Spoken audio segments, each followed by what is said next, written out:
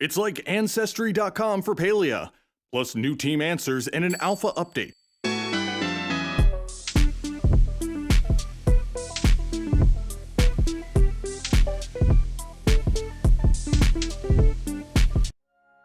Hello, I'm Dad Joke Cinema, and it has been quite a while since my last video. We've had a pile of updates from Singularity 6 about characters in Palia's world over on the official Discord, but it was all summarized into a great new blog post put up on Palia.com the other day. The title is Meet the Villagers, the Friendship and Romance of Palia. It goes into detail about almost every villager of Kilima Village and Bahari Bay, outlining families, friendships, mentorships, and romances. I'll be covering each of the villagers in my next video, so for now I'll point out two of the highlights of the post. The relationship chart at the top, which outlines how everyone is connected, including some side comments from characters like Kenyatta and Zeki. The other feature is this absolutely beautiful wide shot of all of the characters together. It really demonstrates the diversity of height and body shapes represented in this game. Eagle-eyed readers also noticed an update to a blog post from July of last year about the beginning of Alpha 2 testing. They've added text mentioning the item shop being added to the alpha test and said the following: "We want to give a big thank you to everyone who purchased an outfit to help test our shop. While making money during these playtests is not a primary goal, it's crucial for us to test our store tech and to better understand players' interests in purchasing. Of course, we appreciate any and all support, whether it's a form of feedback, bug reports, or even just playing the game.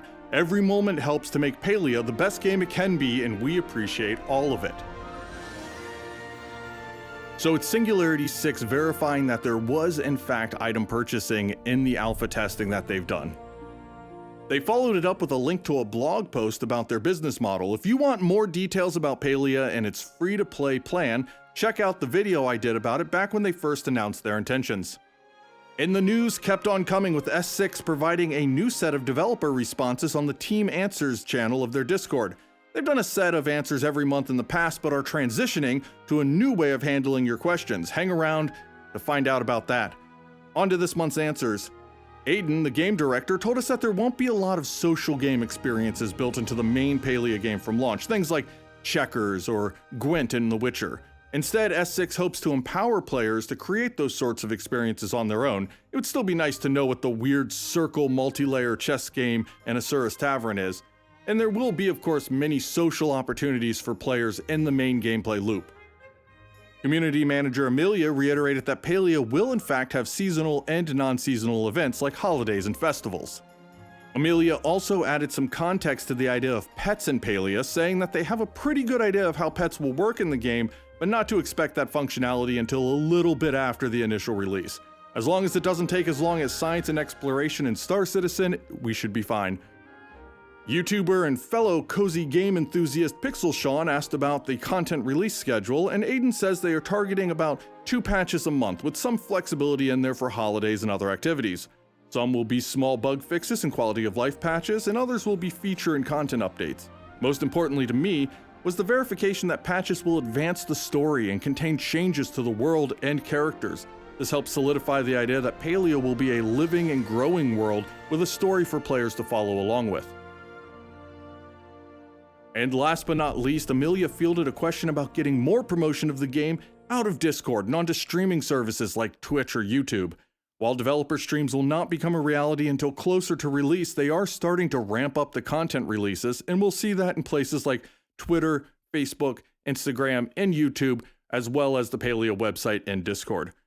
A driving factor behind that is the idea that S6 wants players to experience the world of Palia with fresh eyes the first time they play, and seem to be trying to avoid oversaturation of what the game world is like. It's a tricky balance to strike, and I hope they manage to get it right. Until then, of course, you'll have content creators like myself to smash all the released info together for you. Finally, the way we get answers from S6 about the game has changed somewhat.